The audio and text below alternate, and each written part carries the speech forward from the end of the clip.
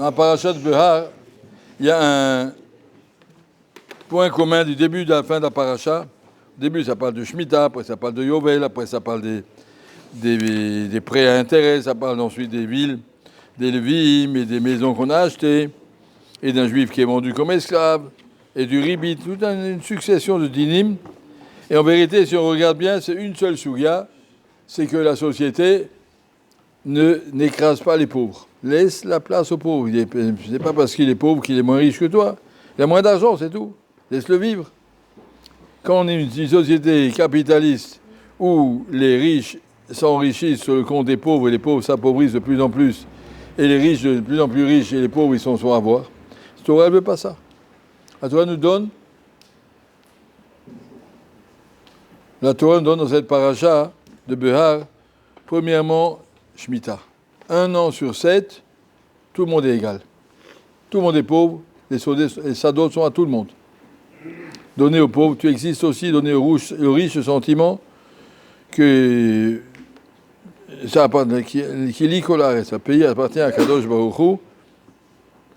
Comme il dit le Sforno, Kadosh Baruch Hu a donné Aretz Natan Livnei Adam, il a partagé la terre aux hommes, sauf Eretz Israël qu'il a gardé pour lui. Qu'il y a Eretz Israël appartient à Kadosh Baruch Hu, nous sommes ici, les invités d'Akadosh Baruch Hu dans son pays. Donc ça c'est le premier paragraphe pour nous dire, même si tu as tes terres, elles ne sont pas à toi, tous les 7 ans le propriétaire, Akadosh Baruch Hu te demande de laisser pour les autres. Après arrive le Yovel, redistribuer les terres, annuler les dettes, libérer les esclaves juifs. On remet tout le monde à égalité. On ne veut pas vivre dans une société où les riches écrasent les pauvres. La Torah ne veut pas. On a le droit d'être riche, on a le droit d'être pauvre, mais il ne faut pas en profiter pour abuser des droits. La Torah nous dit clairement qu'on est tous égaux, on arrive à ribit, mazé ribit. Un juif, il a de l'argent, l'autre, il n'en a pas. Je profite de sa détresse pour lui dire, bon, si tu veux que je te prête, mais c'est 10%. 12% par an, je ne sais pas combien. Allez, toi, tu as de l'argent, il n'en a pas. Il en a besoin. Prête-lui. Pourquoi tu dois t'enrichir sur la détresse d'un autre? La Torah dit, celui qui fait ça, il n'a pas haine, afro en inar triatamétim. Je ne veux pas le voir au moins triatamétim, ne m'intéresse pas. On n'est pas là pour essayer d'écraser l'un l'autre. Je suis plus fort que toi, donc j'ai le droit de t'écraser, toi tu as le droit de t'écraser aussi. C'est pas comme ça. La Torah continue. L'automne, oui, j'ai un mission, ne faites pas souffrir par la parole. Tout ça dans le même paracha. Après, il y a marqué quand un juif est vendu comme esclave, tout le monde va essayer de le racheter. Et quand toi, tu as acheté un esclave juif, qu'est-ce que la Torah te demande? Traite-le comme un frère. L'Osir des Bo Avodas, père, tu n'as pas le droit de lui faire des travaux qui sont méprisables, c'est un juif. Et après, l'Otim Oimachum Gretavet, tu ne peux pas le vendre sur le place publique comme on vend des avadim. Et après, il y a un truc, l'Otir des Bo Befer, tu n'as pas le droit de le faire travailler pour rien. Des fois, on a un employé, puis il ne fait rien. Je n'ai pas de travail pour lui. Alors je lui invente n'importe quel travail. Je dis, écoutez, monsieur, vous n'êtes pas ici pour rien faire. Vous allez, s'il vous plaît, me faire... faites-moi le bilan de tout le mois de février l'année dernière pour comparer avec le mois de février. C'est quelque chose, je donne du travail. Ça ne sert à rien, mais juste parce que ça t'énerve, je ne vais pas te payer à rien faire. La Torah dit, ne paye pas. Il y a marqué, si tu as... Rachid, tu dis, si tu as quelqu'un qui est employé chez toi, un esclave, et tu veux... Ne lui dis pas, va me chauffer un verre d'eau, va m'apporter un verre d'eau chaude, il n'en a pas besoin. Et va sacler sous la vigne, jusqu'à ce que je revienne. Tu n'as pas le droit, mais si tu n'en as pas besoin,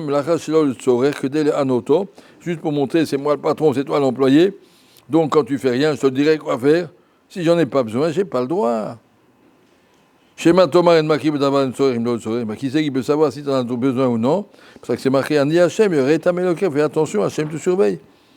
Tu n'as pas le droit d'imposer un travail à quelqu'un qui ça lui revient pas. Tu peux pas, la Torah te respecte, n'utilise pas ta force, ta puissance pour t'imposer sur les autres. Toute la paracha, elle parle comme ça, elle se dit comme ça. Je vais juste lire un petit peu dans le Sefer HaChinuch sur la mitzvah. L'automne ou Dvarim.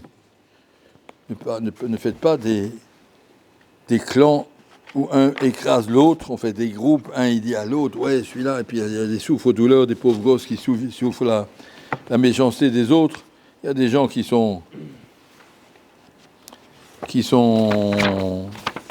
on appelle ça des victimes de la méchanceté de la société. On n'a pas le droit de faire souffrir quelqu'un. Lolo, note. Aujourd'hui, j'ai d'amito. Bonad, varim, agatou, medaber.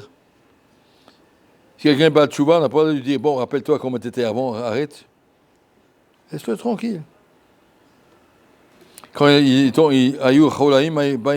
est malade, alors on ne peut pas lui dire ce qu'ils ont dit à Yov. Eh bien, tu l'as bien mérité. Quand tu vois des gens qui veulent vendre une marchandise, tu n'as pas le droit de leur dire, va chez Ploni. Et tu sais qu'il achètera pas stam, tu te moques de lui. Quand tu vas dans un magasin, pas là de demander combien ça coûte, tu faire semblant d'acheter alors que tu n'as pas du tout l'intention de l'acheter. Tout ça, c'est des choses qui font souffrir les gens par la parole, sur lesquelles la Torah nous dit Altanui chez Tamito. Le but du Ham Israël, la tête Shalom ben Abriot. Gadol Shalom shebo bracha metzuya baolam. Vekasha machloket. Kama klalot, kama takalot tuluyot bo. Apprendre qu'Akadosh Baruch Hu attend de nous qu'on soit tous gentils, positifs, aider les gens. Tu as autour de toi des gens, ramassez, pas écrasez. Ah oui, l'Isaïe, je lis le mot du Sefer Hinour. Fais attention que même pas une petite allusion, tu ne vas pas écraser quelqu'un. La Torah est très makpida de ne pas faire souffrir quelqu'un.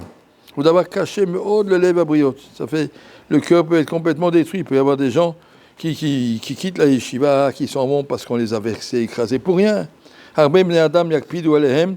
des gens pour qui ça fait souffrir plus que de lui prendre son argent. Tu as pris son caveau, tu as pris sa raison d'être.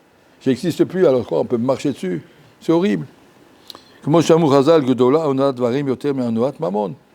Faire souffrir quelqu'un par la parole, c'est pire encore que le faire souffrir, que lui prendre son argent. Chez Bonad, Varim, l'argent, tu peux lui rendre.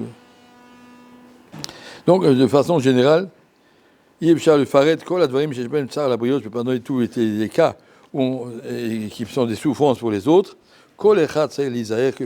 Chacun doit faire attention. Attention, qu'est-ce qu'on appelle un bon juif, disait le Chazon-Ish? Un juif que après 120 ans, personne n'a rien à lui reprocher. Je suis peut-être pas parfait dans ma lecture du chemin, peut-être pas parfait dans la kavana des tefilines, mais ce qui est sûr, c'est que j'ai jamais embêté personne. Personne n'a besoin de se plaindre sur moi. J'ai jamais fait souffrir personne. Ça, c'est le monsieur idéal. Que personne n'a rien à se reprocher. Ça, c'est ce que dit le Chazon-Ish, qu'on appelle un bon juif. Et cette mitzvah dont il parle ici, dans la Torah, c'est tout un parachat de Behar, et bien dans ce sens. Ne profite pas de ta puissance pour écraser les autres. Si tu as une puissance et lui il n'a pas, c'est que je veux donner à toi et pas à lui. C'est pas parce que tu es mieux.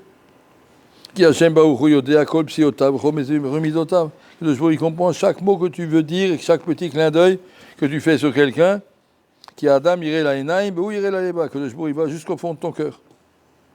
C'est pour ça que c'est marqué Veretem Elokecha.